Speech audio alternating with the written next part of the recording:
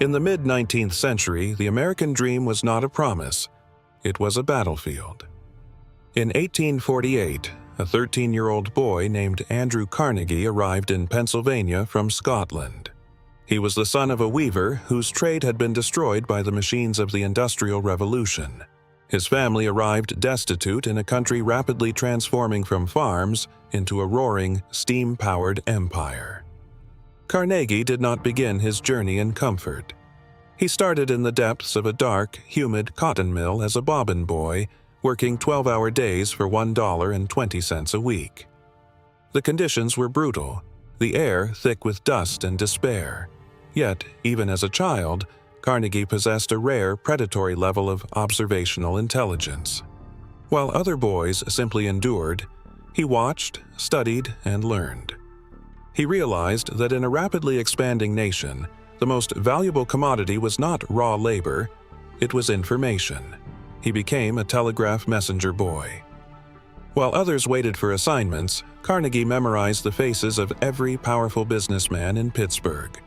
He taught himself to decode the rapid clicks of the telegraph by ear, intercepting corporate secrets before they were even written down. This was his true education in power. Soon, he was headhunted by Thomas Scott of the Pennsylvania Railroad. There, Carnegie didn't just learn how to run trains. He learned how to build corporate machines capable of bypassing every middleman and consolidating controls. Welcome to Case 023. Today, we open the file on the Steel King. We will investigate the ruthless logic of vertical integration, the weaponization of economic panic, and how one man built a monopoly so dominant that the United States government eventually had to reinvent its own laws just to contain him. By the 1870s, the world was being built on iron. Railroads, bridges, and the bones of growing cities all depended on it. But iron had a fatal flaw. It was brittle. Under the immense weight of locomotives or the pressure of new skyscrapers, iron would crack and fail catastrophically. Steel was superior in every way, but it was a luxury metal. Producing a single ton took weeks and cost a fortune. Then, while traveling in England, Carnegie witnessed a demonstration of the Bessemer process, a violent, spectacular chemical reaction where cold air was blasted through molten iron, burning away impurities in minutes. A single converter could transform 5 tons of iron into high-grade steel in under 20 minutes. Most men saw risk and uncertainty. Carnegie saw the future. He returned to America and bet his entire fortune on building the Edgar Thomson Steel Works. Investors called him reckless. The startup costs were astronomical. The demand for steel was still unproven. But Carnegie understood a fundamental rule of empire building. If you control the most efficient technology in a rapidly growing market, you don't just participate, you become the industry. He built not just a factory, but a temple to ruthless efficiency. He tracked every single cost per ton with terrifying precision, squeezing every ounce of waste out of the operation. As his steel production scaled, Carnegie identified the greatest threat to his margins: the endless chain of middlemen. He had to buy iron ore from independent mines, coal and coke from third parties, and pay exorbitant rates to railroad tycoons for transportation. Every hand that touched his product took a cut. So, Carnegie executed one of the most masterful strategic maneuvers in business history: vertical integration. He systematically bought iron ore mines in the rich Mesabi Range of Minnesota. He acquired vast coal fields in Pennsylvania. He built his own fleet of massive steamships to transport ore across the Great Lakes. He even constructed his own private railroad network to bypass the predatory pricing of larger rail companies.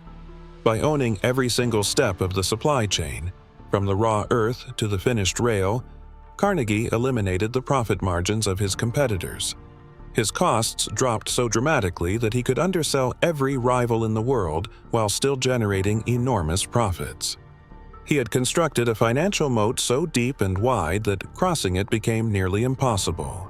In 1873, America was struck by a devastating financial panic and a multi-year depression. Banks failed. Factories closed. railroads went bankrupt. The stock market collapsed. While most businessmen retreated into survival mode, hoarding cash and praying for the storm to pass, Carnegie saw something else entirely: opportunity. He had maintained low debt and strong cash reserves. He viewed the Depression as the market's way of holding a massive fire sale for those brave enough to act. He aggressively bought out panicked competitors for pennies on the dollar. He expanded his mills while construction costs were at historic lows. He understood that when blood runs in the streets, the man with the strongest operation and the clearest vision doesn't just survive, he seizes the future. By the time the economy finally recovered, Carnegie didn't merely have a steel company. He had a consolidated industrial empire larger than many sovereign nations. He controlled the steel supply that would build modern America.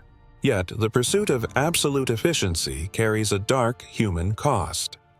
Carnegie treated labor as simply another variable in his cost per ton equation.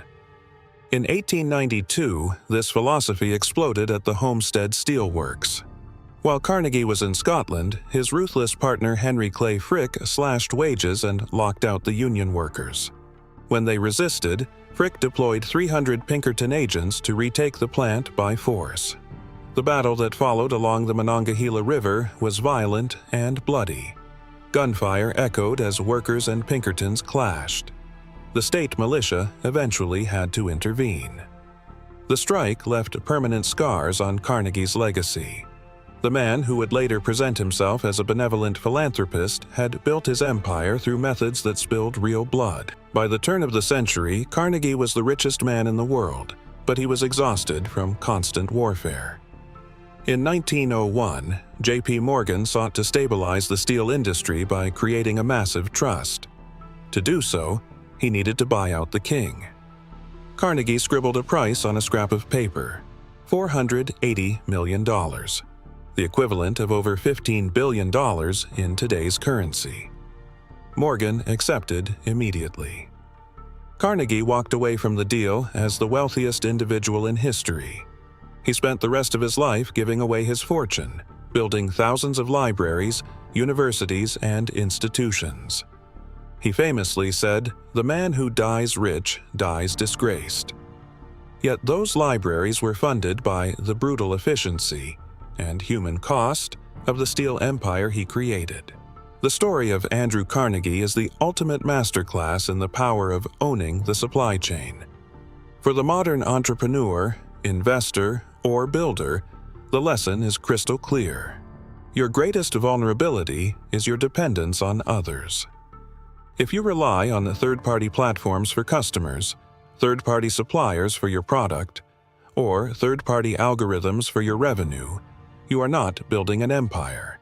You are renting space inside someone else's. Carnegie proved that the most durable wealth and power is created by controlling the foundation itself. By vertically integrating every part of the operation, you remove friction, eliminate middlemen, and create advantages your competitors cannot replicate.